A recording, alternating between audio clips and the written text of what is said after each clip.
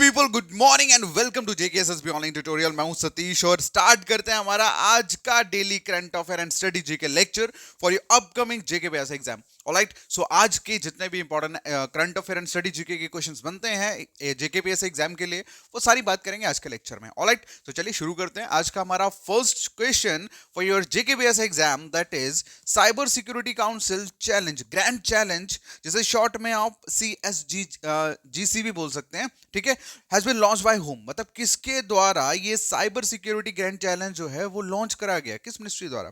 तो इसका जो आंसर है that is ministry of technology and data security council of India. Alright, ministry of technology and data security of India द्वारा launch किया गया है साइबर सिक्योरिटी ग्रैंड चैलेंज। देखो, यहां पे एक वर्ड यूज किया गया है, cyber security. Now a time where you have to become more aggressive, powerful in term of security. Why?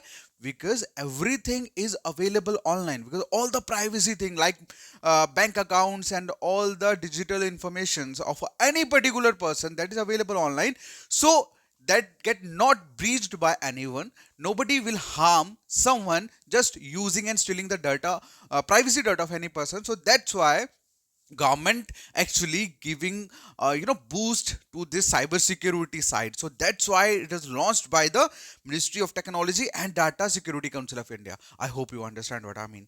All right, chaliye next question जो है that is who has been sworn in as a new justice of the Supreme Court. भाई supreme court के new justice के तौर पे किन्होंने शपथ ली? तो इसका जो आंसर है दैट इज जस्टिस के विनोद चंद्रन, ठीक है, जस्टिस के विनोद चंद्रन। ऑलराइट, और इनकी मतलब ऑफिस की शपथ के दौरान कौन प्रेजेंट थे, किन्होंने एडमिनिस्ट्रेट करा एक्चुअली इनकी ओथ को? That was the chief justice of India, जिनका नाम है CJI संजीव खन्ना, ठीक है। CJI मतलब चीफ जस्टिस ऑफ इंडिया, और चीफ जस्टिस ऑफ इंडिया कौन है?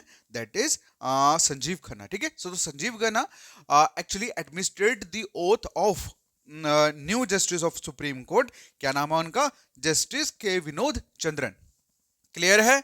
चलिए शुरू करते हैं हमारा नेक्स्ट क्वेश्चन, स्टार्ट करते हैं। दैट इज कि फॉर्मर CII डायरेक्टर जनरल, जिनका नाम है Tarun Das, recently awarded the honorary citizen award of which country? तो भाई किस कंट्री के सिटीजन अवार्ड इनको मिला है? तो इसका जो आंसर है दैट इज सिंगापुर। क्या आंसर है? सिंगापुर। अब CII की फुल फॉर्म अगर मैं बताऊं तो इसका फुल फॉर्म होता है कॉन्फेडरेशन ऑफ इंडियन इंडस्ट्री, ठीक है। तो ये पहले basically confederation of Indian industry के डायरेक्टर थे, डायरेक्टर जनरल थे बेसिकली, ठीक है। चलिए उसके बाद अगला जो क्वेश्चन है पूछा गया है कि बताइए with which country India sign a deal for export of BrahMos supersonic cruise missile? भाई किसके साथ डील करी है इंडिया ने एक्सपोर्ट करने की अपनी ब्रह्मोस क्रूज मिसाइल को, सुपरसोनिक क्रूज मिसाइल को? आंसर है इंडोनेशिया। क्या है? इंडोनेशिया। तो फाइनली $450 मिलियन की डील जो है ये हुई है, जिसमें भारत जो है वो ब्रह्मोस मिसाइल एक्सपोर्ट करेगा इंडोनेशिया को। उसके बाद अगला जो हमारा क्वेश्चन है पूछा गया, बताइए what has the CRISIL intelligence report projected for India GDP growth rate in the next fiscal year 2025? मतलब ये बेसिकली CRISIL इंटेलिजेंस रिपोर्ट के अकॉर्डिंगली कितना, मतलब इस रिपोर्ट के अकॉर्डिंगली कितना प्रोजेक्ट किया गया है कि इंडिया की जो GDP ग्रोथ है वो कितनी रहेगी 2025 फाइनेंशियल ईयर में? तो इसका जो आंसर है दैट इज 6.7%, ठीक है। क्या है? 6.7%।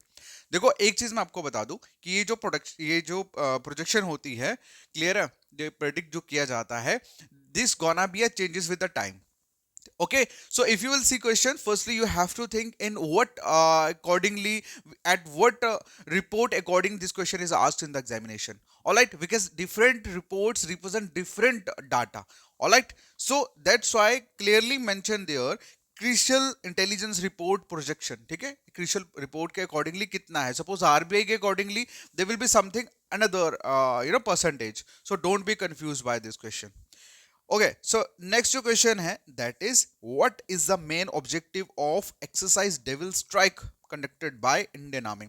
कहने का मतलब ये है कि इंडियन आर्मी ने एक्सरसाइज डेविल स्ट्राइक जो है वो कंडक्ट करी. उस एक्सरसाइज का मेन ऑब्जेक्टिव क्या है वो क्वेश्चन में पूछा गया. तो इसका जो आंसर है that is enhancing combat preparedness and operational capabilities. So this is just in short I can say they conducted any defense forces whenever they conducted exercise. The main motive of that exercise is just to get prepared for any operation. All right, so they just do that mock drill to make them compatible according to the situation. So that's it, that's all. Likewise, as you are preparing for the competitive exam, right? So before competitive you do a lot of mock tests. So what's the main objective of doing a mock test?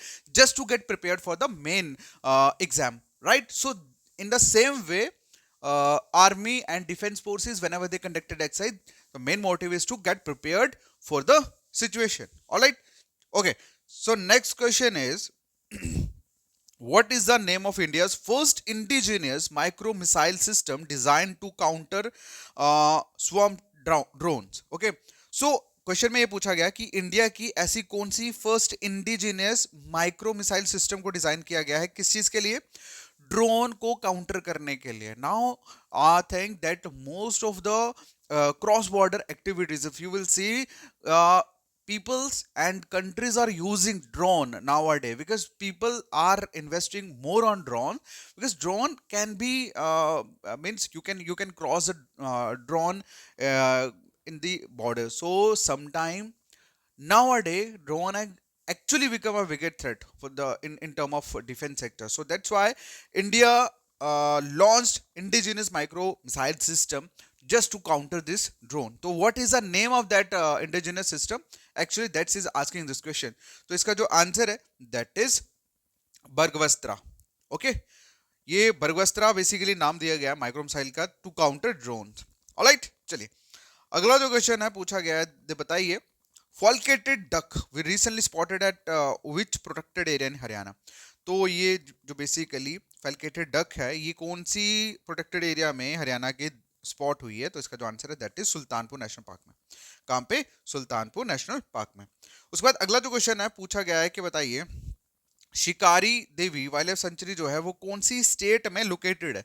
Okay, तो इसका जो answer है that is Himachal Pradesh. कहां पे है ये? हिमाचल प्रदेश में. Okay, चलिए अगला जो क्वेश्चन है पूछा गया बताइए with which institution C dot sign an agreement to develop wide band spectrum sensor ASIC chip. ठीक है, तो I know that most of the people know about this question because I already discussed this question in the previous session. So I just want that the people who will see this lecture till the end, please comment your answer in the comment section, because if you will do that, I think this question will get fitted in your mind and you will not gonna forget this. Okay, so I think this is the best exercise to do every day if you want that most of the questions will remain in your mind till your examination. All right, thank you so much. See you in the next lecture. All the best. And one more thing, if you really like the lecture, please hit the comment section, and one more thing, like button and share with your friend. All right, thank you so much. Take care. Bye bye.